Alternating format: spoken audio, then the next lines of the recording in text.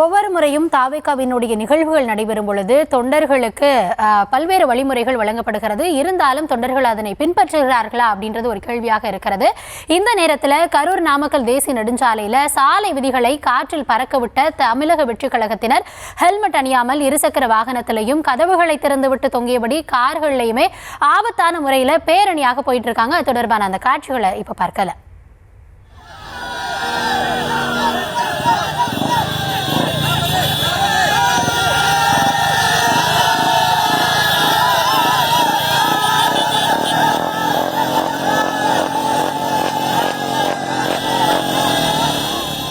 இது குறித்த கள தகவல்களோடு நம்முடைய செய்தியாளர் சிலம்பரசன் இணைகிறார். சிலம்பரசன், வணக்கம். இப்போ நம்ம பார்க்கிறோம் இல்லையா, இந்த காட்சி எந்த சாலையில் நடந்தது? தொடர்ந்து இவ்வளவு பேர் பேரணியாக போகிறாங்க, இதுக்கு அனுமதி இருக்கிறதா?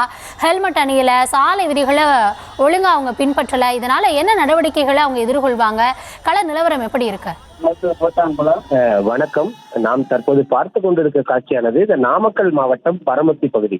குறிப்பாக இன்றைய தினம் தமிழக வெற்றிக் கழகத்தின் தலைவர் விஜய் நாமக்கல் மாவட்ட பகுதியில் இந்த மக்கள் சந்திப்பு பிரச்சார பயணத்தில் ஈடுபட்டு வருகிறார். இதில் கலந்து கொள்வதற்காக நாமக்கல் மாவட்டம் மட்டுமல்லாது பல்வேறு பகுதிகளில் இருந்து அப்பகுதியில் குவிந்து வருகின்றனர்.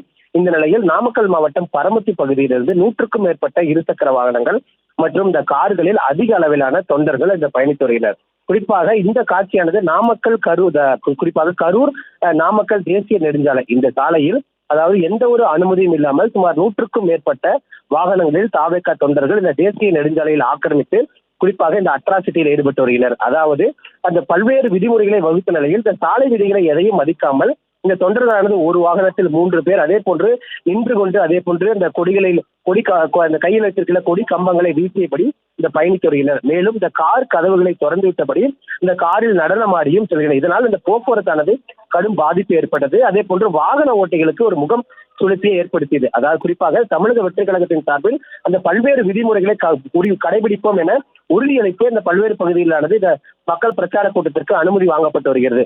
ஆனால் அதையெல்லாம் காற்றில் பறக்கவிட்டு இந்த கரூர் நாமக்கல் தேசிய நெடுஞ்சாலையில் இந்த 100க்கும் மேற்பட்ட இருசக்கர வாகனங்கள் மற்றும் இந்த கார்களில் திறந்த வாகனங்களில் சென்றபடி இந்த அட்ராசிட்டியில் ஈடுபட்டு வருகின்றனர்.